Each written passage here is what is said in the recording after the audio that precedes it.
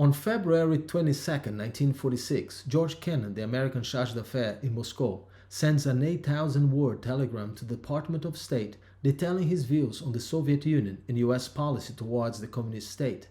Kennan's analysis provided one of the most influential underpinnings for the American Cold War policy of containment.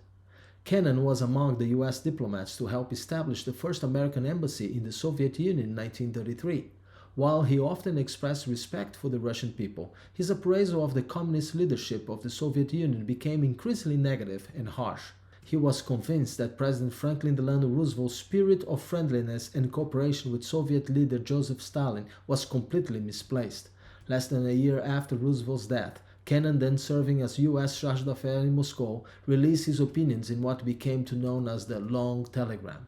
The lengthy memorandum began with the assertion that Soviet Union could not foresee permanent peaceful existence with the West. Kennan was convinced that the Soviets would try to expand their sphere of influence, and he pointed to Iran and Turkey as the most likely immediate trouble areas. In addition, Kennan believed the Soviets would do all that they could to weaken power and influence of the Western powers, and a resistance through power, not logic, should be present. The United States and its allies, he concluded, that would have to offer that resistance. His opinion that Soviet expansionism needs to be contained through a policy of strong resistance provided that basis for American Cold War diplomacy through the next 2 decades. Kennan was named U.S. ambassador to the Soviet Union in 1952.